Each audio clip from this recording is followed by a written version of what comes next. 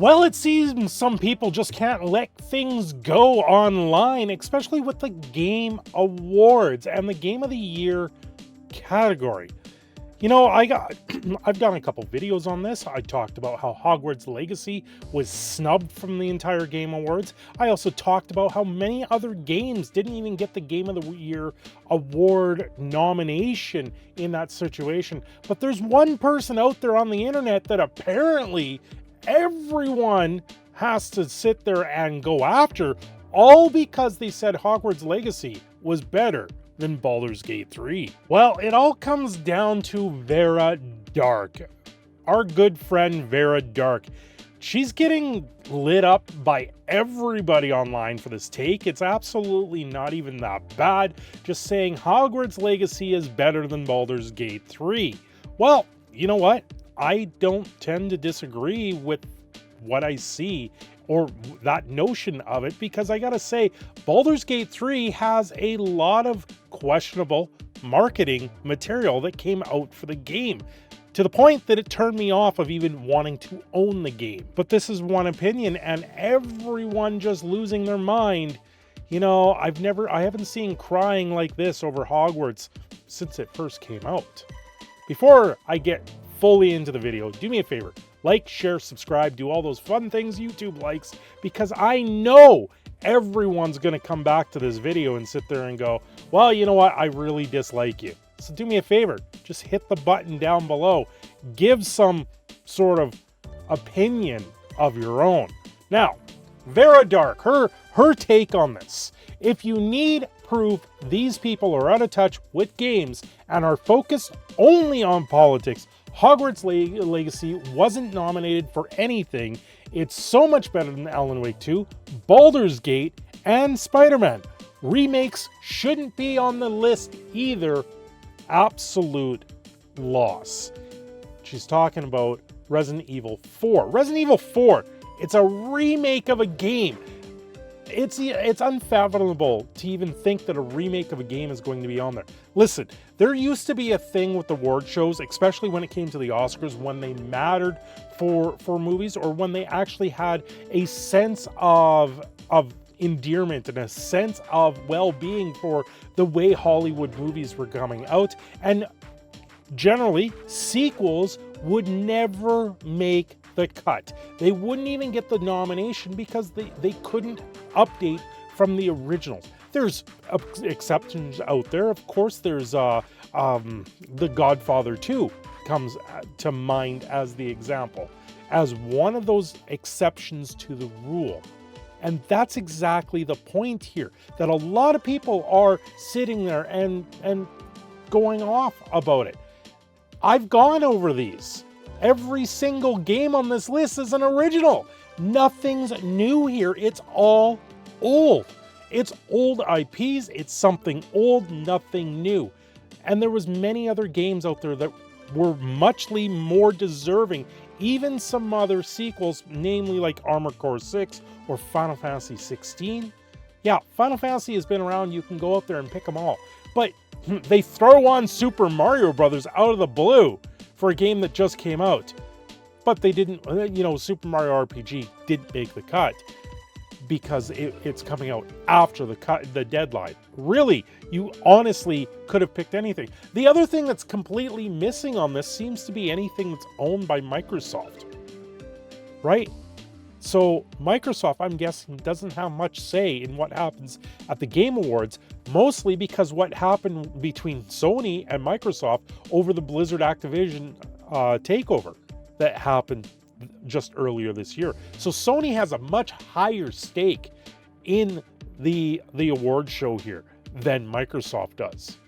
So I think that's part of it. Yeah, they got a few nominations, but they got snubbed out of all the Game of the Year stuff. Going back to Vara's post here, many people, like I'm talking many people, you know what, Sophia, she has her opinion. A lot of the stuff she comes out with can be questionable, but I don't always disagree with her. But what are you smoking? Hogwarts Legacy is nowhere near the realm of Baldur's Gate 3. Well, you know, when you go out there and you have a bear that you can bend over and have a relationship with it, what kind of marketing gimmick did they have to come out with? Like, that's what it came down to.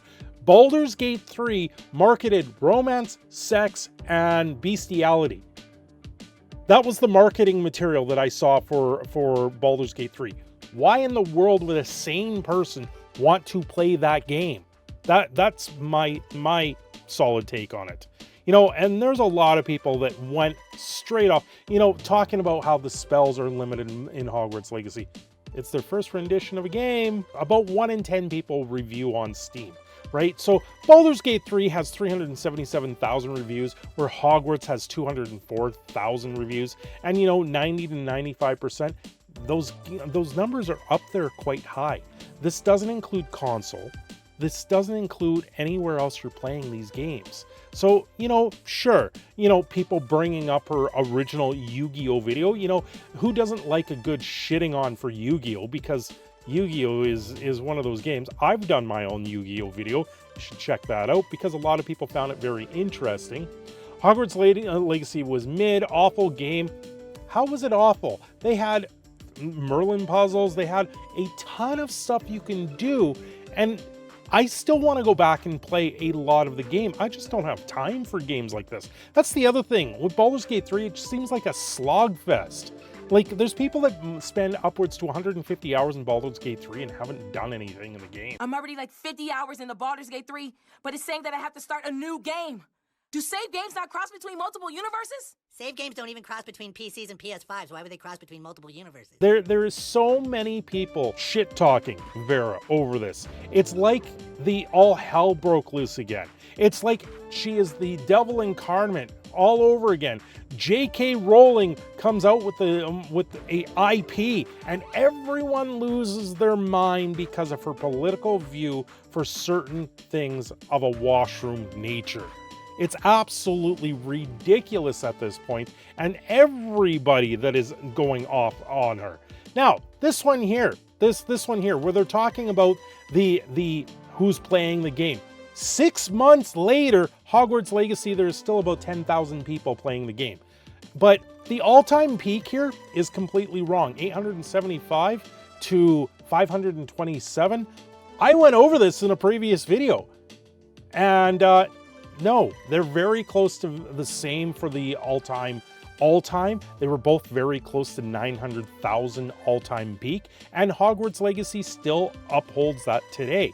The waning of Baldur's Gate 3 is coming down. It's on the way down, and it'll be interesting to see where the game is in 6 months' time from today, where Hogwarts Legacy is now. Still at 10,000 people playing the game on Steam. Once again, that doesn't include console, and it just came out on the Nintendo Switch. So there's a lot. Like, every single one of these are negative against Hogwarts Legacy. Very much the same sort of stuff we saw when Hogwarts Legacy was coming out, where people were demanding boycotts of it. It's absolutely ridiculous how it's there. It didn't get a single nomination. That's the biggest takeaway on Hogwarts. Not one. You know who did give Hogwarts Legacy a nomination? The Grammys, for its music in the game. The Grammys are giving Hogwarts Legacy a nomination. That is a way bigger deal than this Game Awards. These Game Awards that are done by journalists, by access journalism out there in the market. It's absolutely ridiculous how many people sat there and actually tried to shat on Hogwarts Legacy. Every single journalistic news site came down on it. All because of J.K. Rowling's views. It's on the other flip side of the coin.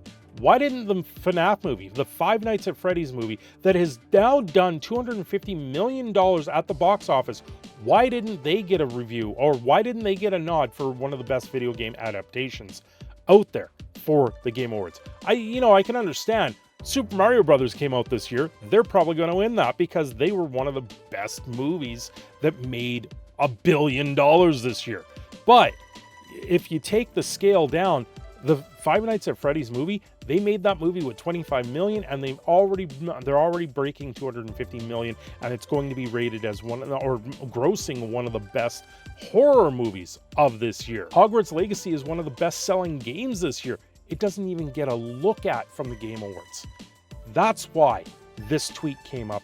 That's why this is such a travesty. And that's why I'm covering this, because what's happened here against Vara Dark is absolutely dreadful. I'm your proud Canadian Phoenix Cinder Shadow. Let me know down below, what do you think? I thought Hogwarts Legacy was worthy of at least a nomination. Do I think it maybe should win Game of the Year? I don't know. But it should have at least got one nomination at the Game Awards. Biggest game, one of the biggest games of the year. And it gets nothing. Have yourselves a great day. Don't forget to like and subscribe.